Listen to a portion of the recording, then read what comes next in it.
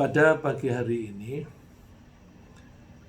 mari kita melanjutkan dengan membahas beberapa keutamaan Al-Quran. Sehingga orang-orang yang sibuk membaca, menghafal, mempelajari, dan atau mengajarkan Al-Quran akan memperoleh kemuliaan di sisi Allah. Jadi, karena Al-Quran itu mulia, Al-Quran itu sendiri bisa mengangkat derajat atau kemuliaan orang yang nempel padanya. Mohon maaf, saya pakai kata nempel dalam tanda kutip. Menempel itu dengan membacanya, dengan menghafalnya, dengan mempelajari atau dengan mengajarkannya, dan bahkan sampai melaksanakan ajaran-ajarannya. Itu saya memakai istilah nempel karena dulu pernah saya nyebut bahwa kemuliaan seseorang itu sangat dipengaruhi oleh yang ditempelinya. Menempelnya itu bisa menempel secara fisik, selalu mengikuti, bisa secara pikiran, selalu pikirannya ke sana. Bisa juga misalnya aktivitas membaca. Seseorang yang setiap hari bacaannya komik, tentu kemuliaannya beda dengan orang yang setiap hari baca buku fisika, yang setiap hari baca ilmu ekonomi. Dan mereka tentu beda dengan orang yang setiap hari membaca Al-Quran. Kemuliaan itu ditentukan siapa si penulisnya, siapa pengarangnya, siapa penuturnya. Karena Allah itu adalah satu-satunya yang memiliki kemuliaan dan yang bisa membagi-bagi kemuliaan kepada makhluknya. Maka Allah itu kalau dibanding dengan yang lain kemuliaannya jauh, ya. Allah itu paling mulia di antara siapapun karena Allah adalah satu-satunya pencipta, dan selain Allah semuanya adalah ciptaannya, dan semua yang diciptakan oleh Allah pasti bergantung kepada Allah. Yang bergantung dan yang digantungi tentu kemuliaannya beda, ya. Lebih mulia yang digantungi, relied upon, ya, yang dia digantungi kepadanya, ya. Allah itu paling mulia. Misalnya Allah menyebut Iqra wa rabbukal akram, bacalah dan Tuhanmu lah yang paling mulia atau paling pemurah. Akram dari kata karim. Karim bisa berarti mulia, bisa juga berarti pemurah, atau gabungan dua-duanya. Biasanya orang yang selalu murah hati, yang selalu memberi, maka dia menjadi mulia. Nah, Allah itu setiap saat memberi kepada makhluknya, maka Allah adalah yang paling mulia. Karena Allah adalah yang paling mulia, maka perbandingan antara pernyataan Allah, saya pakai pernyataan supaya sebanding dengan pernyataan manusia, tapi biasanya kita memuliakan Allah, lalu pernyataan Allah kita sebut firman Allah, ya. Perbandingan antara firman Allah dan pernyataan siapapun selain Allah itu, kalau kita membanding, sama dengan kemuliaan Allah dan makhluknya.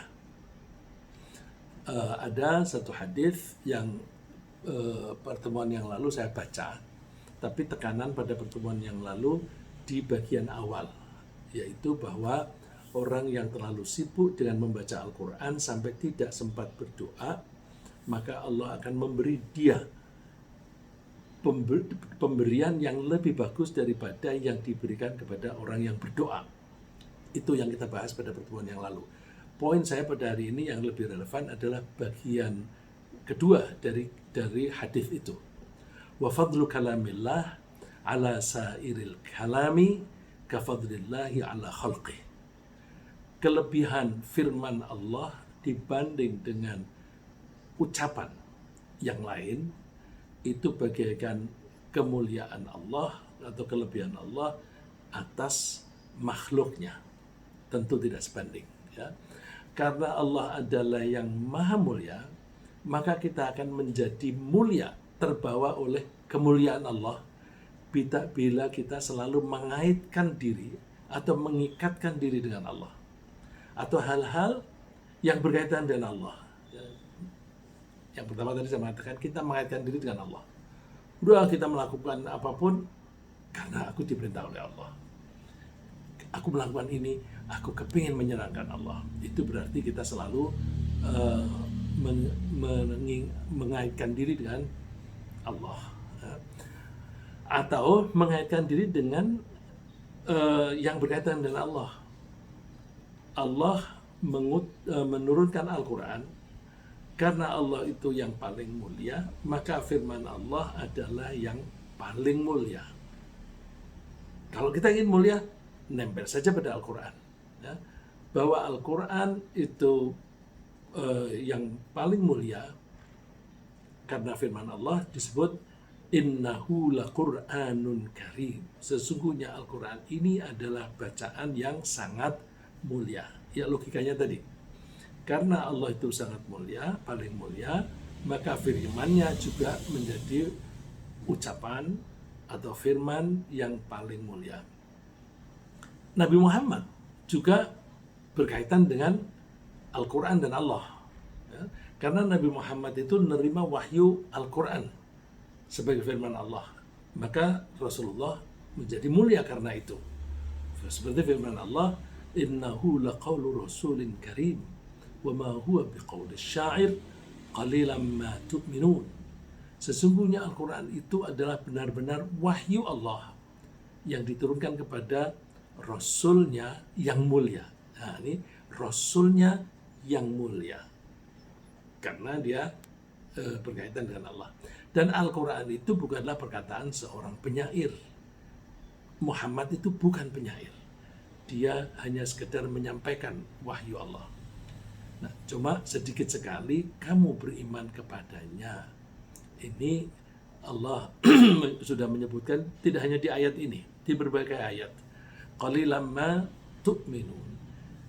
Sedikit kalian beriman. Sedikit kalian beriman itu bisa berarti orang yang beriman sedikit, bisa juga berarti orang yang mengaku beriman pun itu dia bisa kemampuannya mengimani Al-Quran itu hanya sedikit. Bagaimana tidak sedikit? Memahaminya saja juga sedikit. Kalau toh kita itu mencintai Al-Quran, secara umum kita mengatakan kita mencintai Al-Quran. Atau kita bisa mencintai karena faham. Nah, padahal yang kita fahami dari Al-Quran itu sedikit. Maka kalau diukur, cinta kita terhadap Al-Quran itu masih terlalu sedikit dibanding dengan isi keseluruhan Al-Quran.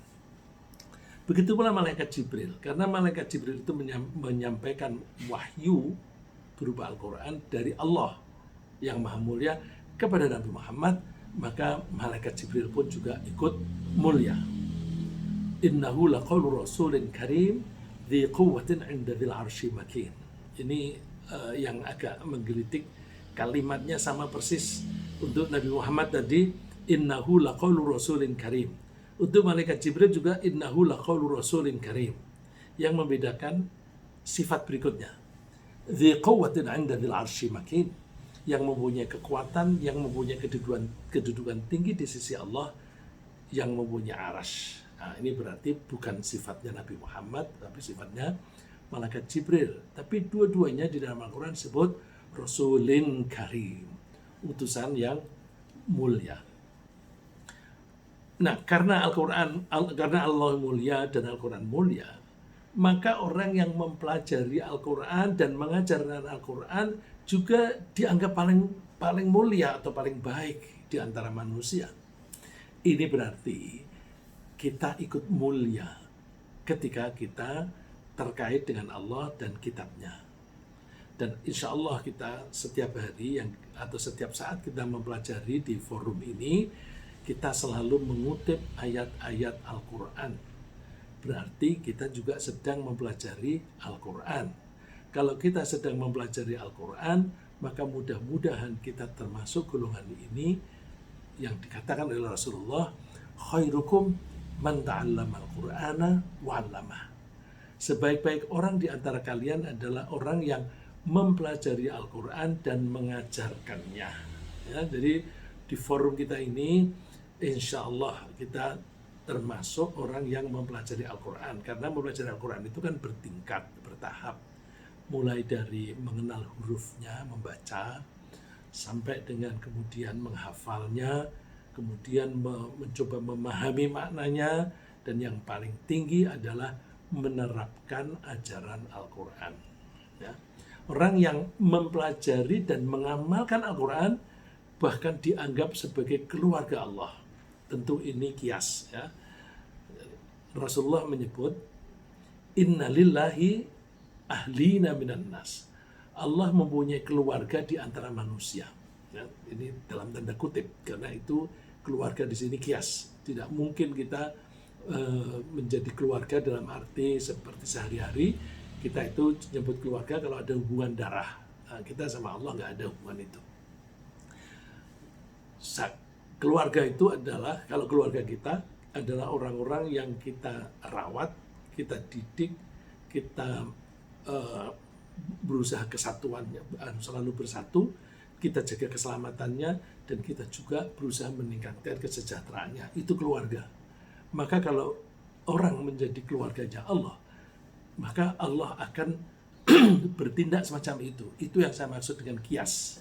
Jadi kalau dikatakan ada orang, ada manusia yang dianggap menjadi keluarganya Allah, berarti Allah merawat, memperhatikan, mendidik, membimbing, merahmati, dan melindunginya. Betapa indahnya kalau kita menjadi keluarganya Allah. Para sahabat bertanya, Ya Rasulullah, manhum? Siapa mereka yang dianggap sebagai keluarga Allah? Qala, Rasulullah menjawab, hum ahlul Qur'ani ahlullahi wa khassatuh. Ini malah lebih dekat lebih indah lagi. Mereka yang maksud dengan keluarga Allah adalah ahlul Quran. Ahlu yang di kalimat pertama tadi adalah keluarga. Ahli di sini adalah orang yang menekuni dan dalam tanda kutip menguasai. Ya, kalau misalnya aku menguasai matematika, kita berani mengatakan begitu. Tapi kalau menguasai Al-Quran, tidak pada tempatnya kita bisa menguasai Al-Quran. Tapi setidak-tidaknya kita berusaha memahami sebaik-baiknya. Itu pun sudah dianggap ahli Quran. Nah, Rasulullah menyebut ahlul Quran itu ahlullahi wa khassatuh. Mereka adalah keluarganya Allah dan orang-orang khosnya. Khos itu kata khusus. Lalu kita terbayang militer, tentara yang dilatih dan mempunyai keterampilan khusus disebut Kopassus, namanya saja khusus. Nah, jadi kalau di antara tentara yang pilihan itu adalah orang-orang Kopassus, maka orang khususnya Allah adalah orang yang selalu mengikatkan diri dan menerapkan ajaran Al-Quran. Dan yang menjadi mulia bukan hanya orang yang membaca dan mempelajari Al-Quran itu saja. Orang tuanya pun ikut mulia. Ini coba. Rasulullah mengatakan, Man qara al-Qur'ana wa amila bima fihi ulbisa walidahu tajan yaumal qiyamah. Seseorang yang membaca Al-Quran dan mengamalkan ajarannya di Al-Quran, maka dua orang tuanya ikut mulia. Dua orang tuanya akan diberi mahkota di hari kiamat. Mahkota itu bersinar. Dhau'uhu ahsanu min dhau'is syamsi fi buyutid dunya. Sinarnya mahkota orang yang anaknya membaca dan mengamalkan Al-Quran itu lebih terang dibanding dengan matahari, tapi terang di dalam rumah, artinya tidak menyengat dan tidak menyilaukan, karena sinarnya itu sinar yang pantulan. Lau kanat fikum fama dhannukum billadhi amila bihadza. Seandainya ada di antara kamu yang seperti itu, artinya kamu yang membaca Al-Quran dan mengamalkannya, orang tuamu akan mendapatkan mahkota semacam itu. Bagaimana apa yang kamu bayangkan? Jadi ini Rasulullah mendorong kita untuk selalu mengaitkan diri dengan Al-Quran, mulai dari membaca, mempelajari maknanya, sampai dengan mengamalkan ajarannya. Dan membacanya saja itu dibanding dengan zikir yang lain. Pada pertemuan yang lalu kita bahas tentang zikir. Zikir itu yang paling tinggi adalah la ilaha illallah, subhanallah, alhamdulillah, dan sebagainya. Itu sudah tidak dipermasalahkan lagi.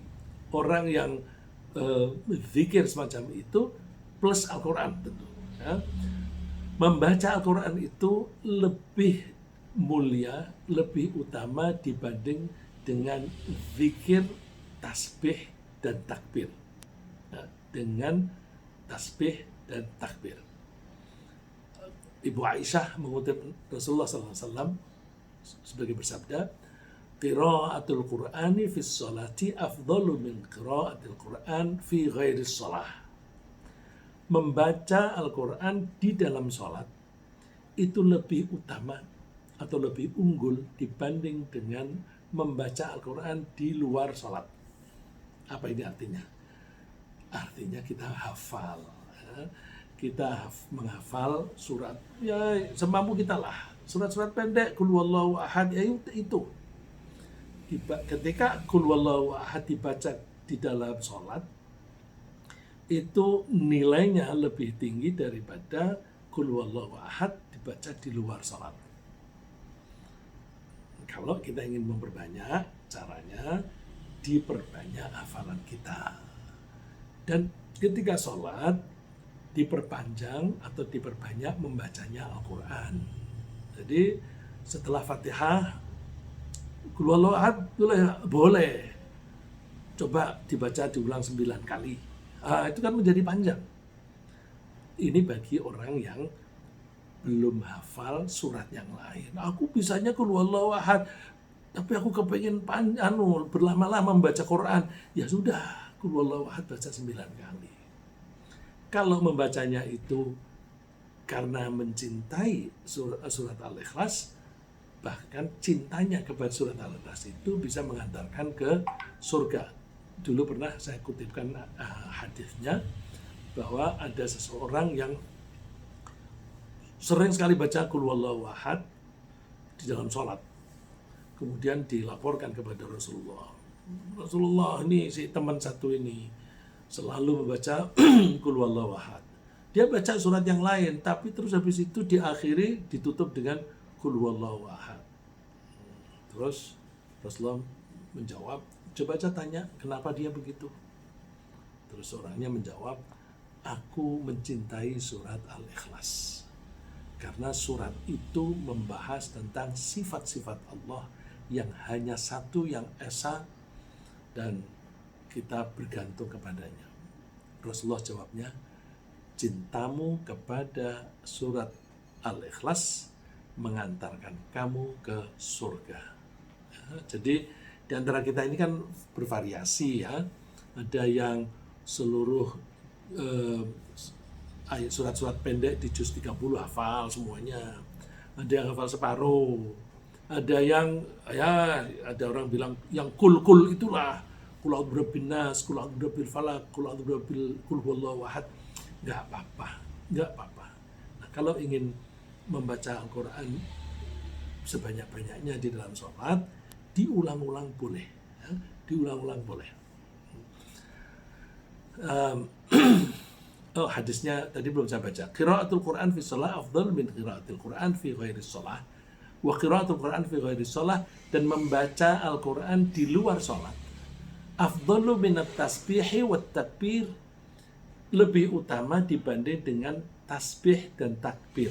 Coba sama-sama baca Al-Quran di luar sholat, baca Al-Quran nilainya lebih tinggi. Sedangkan tasbih itu sendiri yang nilainya kalah tinggi dibanding Al-Quran, wa tasbihu afdalu minas shadaqah. tasbih itu lebih utama dibanding bersedekah. Was-sadaqatu afdalu minas shaum, bersedekah itu lebih utama dibanding dengan puasa. Puasa itu sendiri nilainya tinggi. Was-shaumu junnatun minan nar. Puasa itu menjadi perisai terhadap neraka. Jadi orang yang rajin puasa itu dia seperti ini ilustrasinya, seperti dia menciptakan partisi antara dia dan neraka. Padahal puasa itu kalah utamanya dibanding sedekah. Padahal sedekah itu gampang ya. Asal kita punya duit banyak, sedekah. Dibanding dengan puasa, perutnya lapar gitu kan. Sedekah kalah unggul dibanding takbir dan tasbih. Takbir dan tasbih kalah unggul dibanding dengan baca Al-Quran di luar sholat. Baca Al-Quran di luar sholat kalah unggul dibanding dengan baca Al-Quran di dalam sholat. Ini saya ulang dengan terbalik. Ini kok diulang-ulang? Biar kalau paku itu saya memukulnya berkali-kali biar betul-betul merasuk. Ya. Dan orang yang membaca Al-Quran itu pahalanya berlipat-lipat. Rasulullah membuat ilustrasi begini. Man qara'a harfan min kitabillah falahu bihi hasanah. Orang yang membaca satu huruf saja dari kitabnya Allah, Al-Quran, maka setiap satu huruf sama dengan dia berbuat satu kebaikan. Oh tentu tidak bisa kita mengatakan ba atau ko. Ngapain kamu? Ini kan satu huruf dari Al-Quran. Oh tentu tidak begitu. Setelah dirangkai dalam satu ayat, minimum satu ayat deh. Satu ayat, dalam satu ayat itu ada berapa huruf. Nah setiap huruf itu dianggap sebagai satu kebaikan. Sedangkan wal hasanatu bi asyri amthaliha. Satu kebaikan pahalanya dilipat gandakan 10. Nah Rasulullah memberikan contoh. La aqulu alif lam mim harfun. Aku tidak mengatakan bahwa alif lam mim itu satu huruf. Tapi walakin alif harfun. Alif itu satu huruf. Walam harfun. Lam satu huruf lagi. Wa mim satu huruf. Dan ini menarik.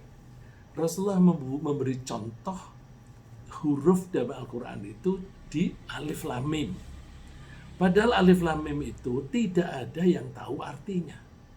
Artinya kita tuh membaca Al-Quran tanpa mengerti artinya saja. Itu sudah setiap huruf dianggap satu kebaikan. Coba kalau Rasulullah itu memberikan contoh itu, misalnya Alhamdulillahirabbil alamin. Oh berarti kita harus mengerti artinya. Rasulullah begitu cerdasnya memberikan contoh itu yang siapapun tidak tahu artinya. Kalau kita baca buku-buku tafsir yang ditulis oleh ahli tafsir yang beken, itu biasanya tidak diterjemahkan, tidak diartikan. Selalu Allahu wa rasuluhu wallahu a'lamu bimuradih. Allah lah yang mengetahui arti dari alif lam mim ini. Tapi kadang ada orang yang sok tahu alif lam mim itu artinya ini, nggak usah digubris karena Rasulullah tidak pernah menjelaskan. Rasulullah tidak pernah menjelaskan, maka sopan santunnya kita kepada Allah nggak usah kita meraba-raba, bisa salah. Saya kasih contoh, dulu ada seseorang yang mengaku menerima wahyu, bahkan berbincang-bincang dengan malaikat Jibril, seorang wanita. Dia mengaku ilmunya dari malaikat Jibril. Terus saya sebagai wartawan ingin tahu apa sih yang terjadi pada dia. Itu rupanya dia memberikan pelajaran, pengajian, dan saya mencoba membaca teks yang ditulis dari ceramahnya dia. Benar tuh, itu isinya benar. Terus dia mengartikan alif lam mim itu ada artinya. Bahkan di rumahnya dia membuat 2 kolam. kolam pengobatan. Si asistennya bilang, yang ini namanya kolam alif lam mim Pak, yang di dalam itu namanya kolam alif lam ro. Masya Allah, itu untuk pengobatan. Udah makin gejalanya menyimpang begitu ya.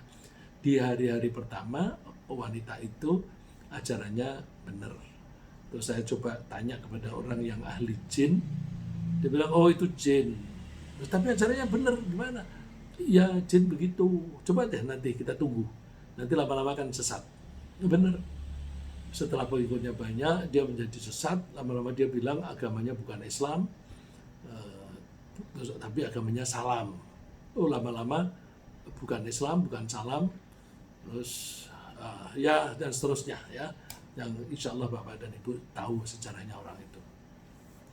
Nah, Rasulullah mengumpamakannya. Rasulullah mengumpamakan seorang mukmin yang rajin membaca Al-Quran itu bagaikan bunga yang harumnya, yang baunya harum dan enak rasanya. Ini bunga itu macam-macam. Ada yang indah dilihat tapi nggak ada rasanya. Ada tidak ada baunya, tidak ada rasanya. Ada yang dimakan pahit gitu ya. Ada sih kembang yang pahit tapi disukai orang ya. Si kembang turi itu pahit tapi disukai orang. Ini Rasulullah mengumpamakan begini. Mathalul mu'min alladhi yaqra'ul Qur'an kamathalil utrujjah rihuha tayyib wa ta'muha tayyib. Wah, mohon maaf ini istilah utrujjah ini saya nggak tahu kembangnya kembang apa ini di Indonesia ini.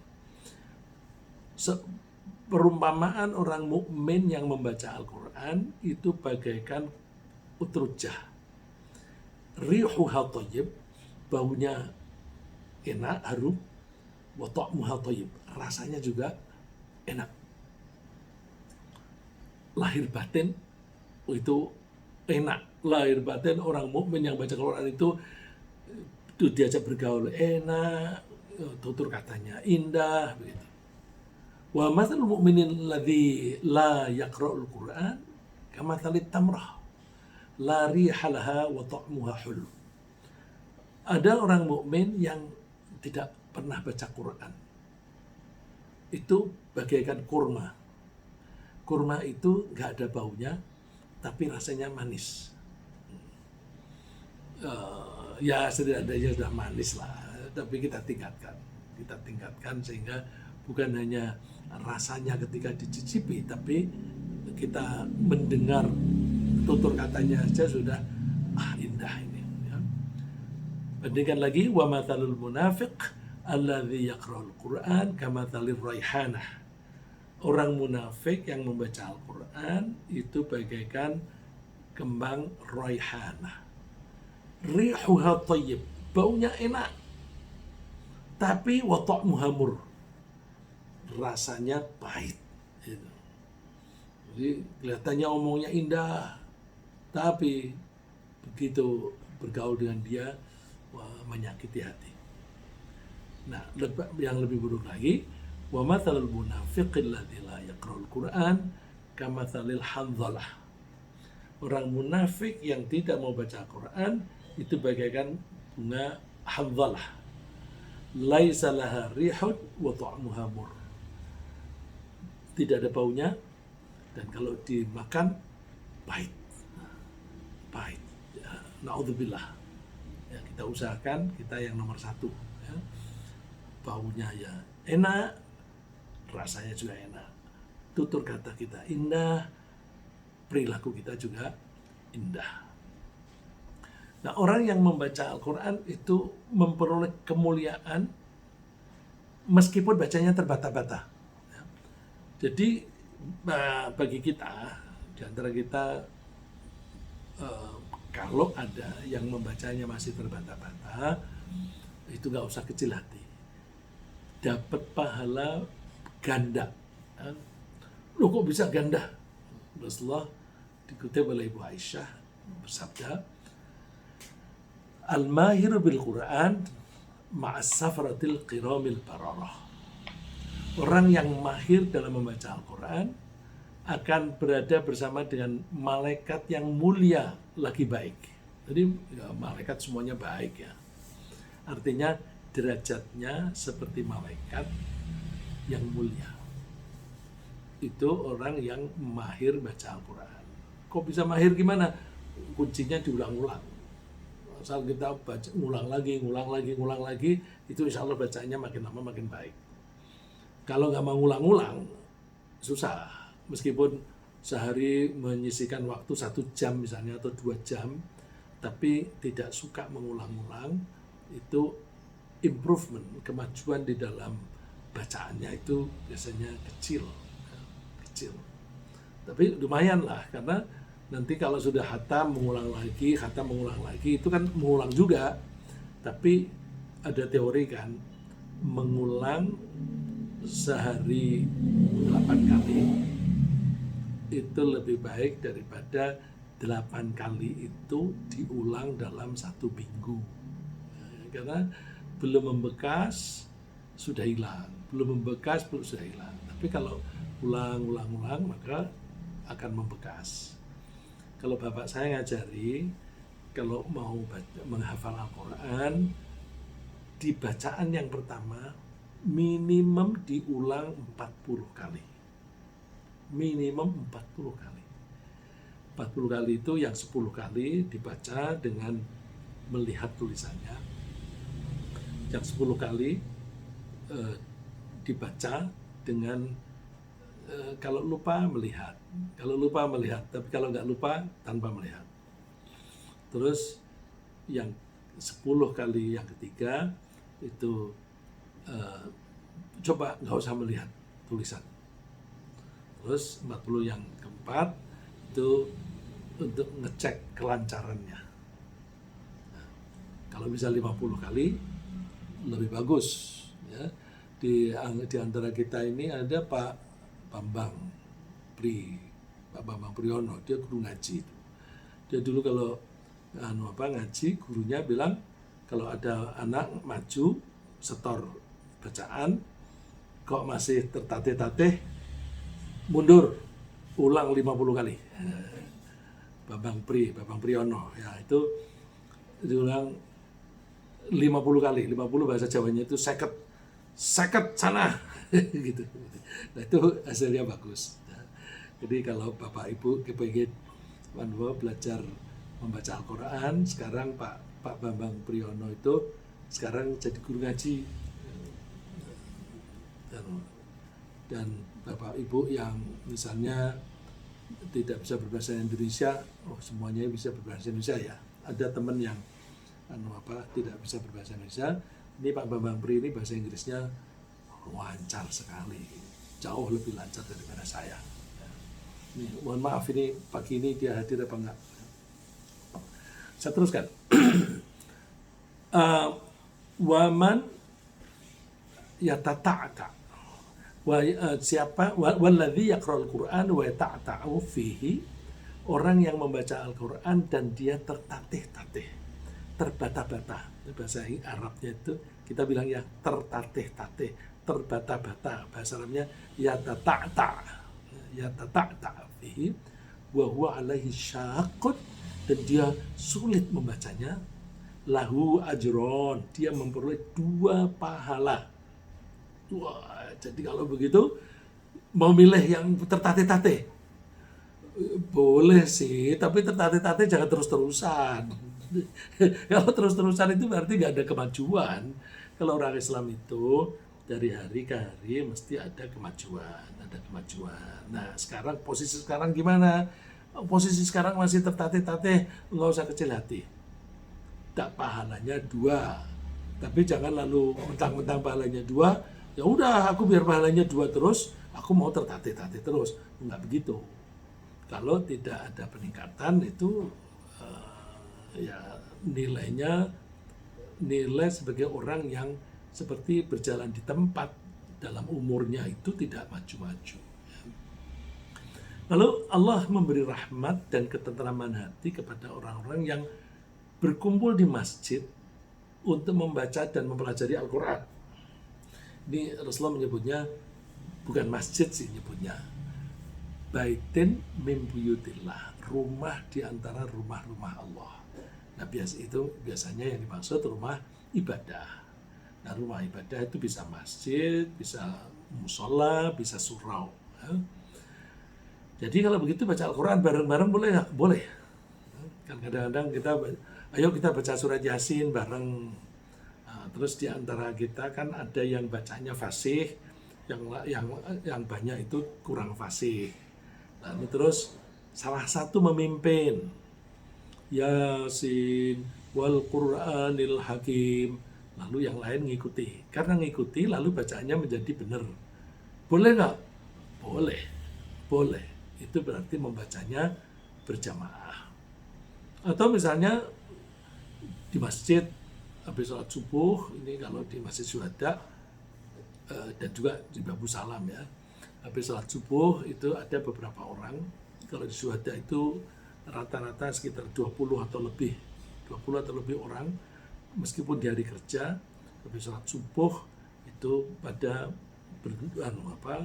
duduk baca Quran. Semuanya sibuk baca Quran.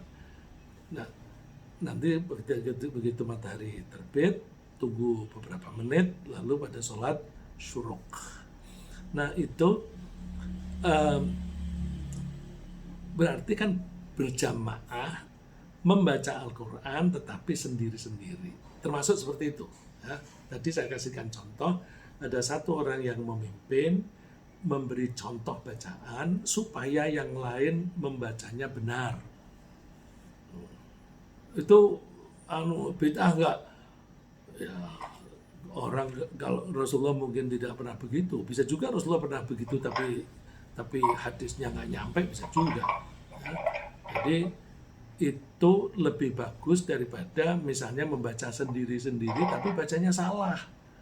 Jadi kalau ada satu yang memimpin dengan suara yang keras sehingga yang lain mengikuti dengan benar, itu kan menjadi bagus karena membaca Al-Quran itu ibadah. Kalau yang Al-Quran itu ibadah, maka membacanya harus benar. Kalau membacanya tidak benar, malah dosa. Ya. Nah, kalau karena tadi terbata-bata, lalu tapi bacanya masih salah-salah, kalau itu masih dalam proses belajar, boleh gitu. Dalam proses belajar. Nah, terus kalau proses belajar itu kan hari demi hari mestinya meningkat. Ya. Rasulullah bersabda gini, Majtama'a qaumun fi baitin min buyutillahi yatluna kitaballah wa yatadarasunahu fima bainahum. Tidak adalah suatu masyarakat yang berkumpul di salah satu rumahnya Allah. Mereka membaca kitabnya Allah dan mempelajarinya. Yatadarasun, mempelajarinya. Jadi kalau kita pengajian di masjid yang dibahas itu Al-Quran, maknanya apa, tafsir misalnya, illa nazalat alaihimus sakinah, maka Allah akan menurunkan ketentraman di hati. Wa ghasyiyahumur rahmah, dan mereka akan terselimuti dengan kasih sayang Allah. Wa hafathumul malaikah, dan mereka dikurumuni oleh para malaikat. Udah begitu, wa dzakarahumullahu fi man 'indah.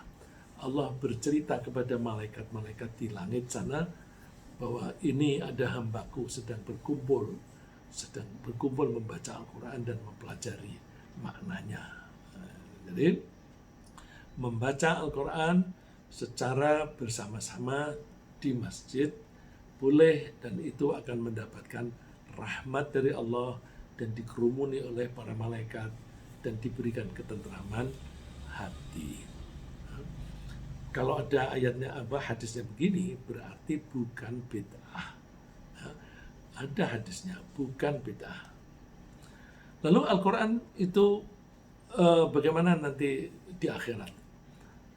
Al-Quran itu nanti akan menjadi bekal yang paling utama ketika kita menghadap Allah di akhirat. Kita nanti insya Allah masing-masing menghadap ke Allah. Furoda, individually. Ya. In kullu man fis samawati wal ardi illa atir rahmani abda. Tidak ada hamba Allah kecuali besok menghadap Allah sendiri-sendiri secara individu. Nah, ketika menghadap Allah itu, bekal apa yang paling bagus? Yang paling bagus adalah Quran. Kenapa logikanya? Ini, Rasulullah mengatakan, innakum la tarji'una ilallahi bisyai'in afdala mimma kharaja minhu. Kalian ketika kembali menghadap Allah, tidak ada bekal yang lebih utama kecuali bekal itu berasal dari Allah. Logis sekali ya. Kalau kita menghadap Allah, maka bekal yang kita bawa yang paling bagus adalah bekal yang sumbernya dari Allah sendiri. Apa itu? Yakni Al-Quran. Rasulullah bermaksud Al-Quran. Jadi kita biasakan baca Al-Quran, mempelajari Al-Quran, dan mencoba mengamalkannya. Nanti ketika menghadap Allah, Al-Quran kita bawa. Nah, tentu Allah akan kita bayangkan, yang dia bawa firman-Ku. Ya, mudah-mudahan kita bisa menghadap Allah dengan Al-Quran. Dan di surga, orang yang hafal Al-Quran itu mendapatkan derajat yang tinggi. Orang yang hafal Al-Quran akan dipersilahkan membaca ayat demi ayat yang dihafalnya. Dan dipersilahkan naik satu tingkat untuk masing-masing ayat. Jadi misalnya, kamu hafal Al-Quran, malaikat, insya Allah. Coba baca. Terus bacanya satu ayat demi ayat. Ayat pertama kan di Al-Fatihah, Bismillah. Bismillahirrahmanirrahim. Naik satu tingkat di surga. Baca lagi. Alhamdulillahirabbil alamin. Naik lagi. Ar-Rahmanir-Rahim. Silakan naik. Maliki yaumiddin. Naik lagi. Nah, kalau dia hafal seluruh Al-Quran 6.300 sekian ayat, itu berarti tingkatannya setinggi itu. Di hadis ini yang saya kutip, yuqalu li sahibil Quran, dikatakan kepada orang yang memiliki Al-Quran. Memiliki di sini adalah orang yang hafal dan perilakunya sesuai dengan hafalannya itu. Iqra warqa. Baca Quran dan silakan naik. Warattil kama kunta turattilu fid dunya, dan bacalah dengan pelan-pelan seperti kamu baca pelan-pelan. Bismillahirrahmanirrahim. Naik. Alhamdulillahirabbil alamin. Naik. Jadi enggak usah buru-buru. Bismillahirrahmanirrahim. Alhamdulillahirabbil alamin arrahmanirrahim maliki yaumiddin. Enggak usah. Pelan-pelan aja. Fa inna manzilataka inda akhiri ayat. Tempatmu di surga itu nanti yang sesuai dengan ayat yang terakhir takra'uha yang kamu baca. Jadi kalau misalnya hafalnya juz 30 saja, juz 30 itu kan ayatnya pendek-pendek. Satu ayat, satu tingkat. Enak sekali. Enak sekali. Jadi itu saja sudah tingkatnya tinggi. Apalagi seluruh Al-Quran. Makanya meskipun kita ini, kalau saya lihat peserta kita ini banyak yang sudah senior ya. Meskipun sudah senior, jangan kecil hati untuk menghafal Al-Quran. Saya seringkali mendorong, hafalkan Al-Quran. Nah, aku sudah tua begini. Kalau masih anak-anak itu cepat, aku lambat. Nggak apa-apa. Pokoknya hafalkan. Terus kalau umurku tinggal sedikit gimana? Nggak apa-apa. Diniati aku akan menghafal Al-Quran 30 juz. Terus kalau meninggal di perjalanan, meninggalkan bukan urusan kita. Meninggal itu urusan Allah. Bisa saja aku mau menghafal 30 juz, baru satu hari meninggal. Pahalanya berapa coba? Misalnya baru satu hari baru dapat satu ayat. Meninggal. Tapi niatnya 30 juz. Pahalanya berapa? Pahalanya seluruh Quran. Itu pengertian itu kita kiaskan dengan di surat An-Nisa ada begini. Wa may yakhruj min baitihi muhajiran ilallah. Siapa yang keluar dari rumahnya dengan maksud hijrah dari Makkah ke Madinah. Tujuannya hijrah. Tsumma yudrikul mautu. Kemudian dia keburu meninggal di perjalanan. Terus gimana? Faqad waqa'a ajru 'ala Allah. Pahalanya sudah sampai kepada Allah. Berarti nilai pahalanya itu sudah sampai di Madinah. Pada waktu itu kasusnya ada seorang yang sudah tua sekali, dia kepingin hijrah, baru keluar dari Mekah, dia meninggal. Lalu para sahabat menyesali, melapor kepada Rasulullah, itu kasihan teman kita itu, dia baru keluar dari Mekah sudah meninggal. Terus turun ayat ini, gak apa-apa, dia keburu meninggal, pahalanya sudah sama dengan hijrah sampai di Madinah. Nah, kalau kita mau menghafal Al-Quran, niatnya 30 juz, baru dapat 2 juz, meninggal. Yang menghendaki meninggalkan Allah. Nah, itu sama dengan kira-kira udah cukup kok. Ya. Jadi misalnya Pak Amin Suhadi ini, aku mau menghafal Quran, terus baru beberapa juz, ajal tiba, nggak apa-apa, pahalanya sudah 30 juz. Itu kan enak. Mohon maaf, itu seandainya saya sendiri juga begitu, seandainya ada unsur meninggal dunia, kok saya ambil contoh Pak Amin Suhadi, siapa saja di antara kita, udah jangan kecil hati, niati aja yang baik. Kemudian pencinta Al-Quran itu masuknya ke surga itu mendahului yang lain. Ini hadisnya panjang ya, terjemahannya di slide berikutnya kalau yang ingin baca terjemahnya, tapi nanti kan dibagi materinya ini. Nah, ini Abu Sa'id Al-Khudri cerita, jalastu fi isabatin min du'afa'il muhajirin. Aku duduk bersama dengan sekelompok sahabat muhajirin yang lemah. Terus sebagian itu pada menutupi auratnya ya, karena mereka miskin, jadi pakaiannya itu satu lembar saja, ditutup yang atas, bawahnya kebuka, ditutupi bawah, atasnya kebuka, begitu. Terus mereka sedang berkumpul itu, ada salah satu di antara mereka sedang baca Al-Quran, yang lain mendengarkan. Tiba-tiba ketika salah satu membaca itu, Rasulullah muncul, datang dan berdiri. Nah, saat itu lalu yang membaca tadi berhenti. Sakatal qari fasallam. Kemudian Rasulullah memberi salam dan Rasulullah bertanya, "Ma kuntum tasna'un?" Kalian sedang apa? Mereka jawab, "Nastami'u ila kitabillahi ta'ala." Kami sedang mendengarkan kitab Allah dibaca. Terus Rasulullah mengatakan, "Alhamdulillahilladzi ja'ala min ummati umirtu an asbir nafsi ma'ahum." Alhamdulillah, Allah telah menjadikan umatku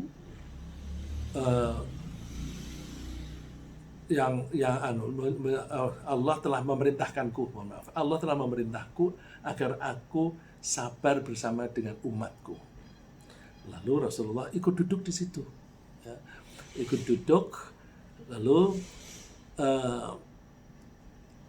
Rasulullah bersabda, "Qala biyadihi hakada, fahallafu wa baruzat wujuhuhum lahu." Karena Rasulullah memberikan isyarat, lalu orang-orang pada melihat Rasulullah. "Abshiru ya ma'syara sala'ika muhajirin bin nur tamu yaumal qiyamah." Hai para muhajirin, bergembiralah kalian, besok kalian akan mendapatkan cahaya yang sempurna di hari kiamat. Tadkhulunal jannah qabla aghniya'in nas. Kalian akan masuk ke surga sebelum orang-orang yang kaya itu masuk surga. Orang-orang kaya itu asumsinya kan mereka rajin bersedekah. Bukan orang kayanya orang pelit. Orang kayanya para sahabat itu kan rajin bersedekah. Kalian masuk surga lebih cepat daripada orang-orang kaya itu setengah hari lebih cepat. wah setengah hari. Tapi Rasulullah memberikan gambaran setengah hari itu khamsu mi'ati sana, 500 tahun. Jadi setengah harinya sana sama dengan 500 tahun. Satu hari sama dengan 1000 tahun. Itu bedanya. Jadi mari kita giatkan diri kita bangkitkan rasa cinta kita pada Al-Quran. Setiap hari kita baca Al-Quran supaya mempunyai motivasi yang lebih kuat. Bergabunglah dengan teman-teman yang mengorganisasi teman-teman untuk baca Quran. Ada yang one day one juz, satu hari satu juz. Ada yang one week one juz, satu minggu satu juz. Ini teman kita yang paling rajin mengkoordinasi ini Bu Rohani kalau nggak salah ya. Bu Rohani dibantu Bu Hadi. Bu Rohani tinggalnya di Bandung, Bu Hadi tinggal di Surabaya, dan di Jakarta ada Bu Ismi. Ya, Bu Ismi, silahkan bergabung nanti supaya kita termotivasi, dan itu kan bisa bacanya bisa online dan nanti atau baca sendiri-sendiri, nanti masing-masing lapor. Nah, kalau kita bersama-sama itu motivasi lebih bagus. Ya, baik. Secara ringkas bahwa Allah Maha Pencipta lebih mulia daripada siapapun. Al-Quran sebagai firman Allah lebih mulia daripada pernyataan siapapun. Pembawa wahyu Al-Quran, penerimanya, pelajarnya, dan pengajarnya ikut menjadi mulia. Orang tua akan memperoleh mahkota di akhirat karena anaknya rajin membaca Al-Quran dan menerapkan ajarannya. Al-Quran lebih mulia daripada zikir dan pahala pembacanya berlipat. Penghafal Al-Quran menempati surga di level setinggi jumlah ayat yang dihafal. Karena Al-Quran itu firman Allah, maka Al-Quran menjadi bekal yang paling utama ketika kita menghadap Allah. Semoga Allah menanamkan di hati kita rasa cinta kepada Al-Quran. Amin.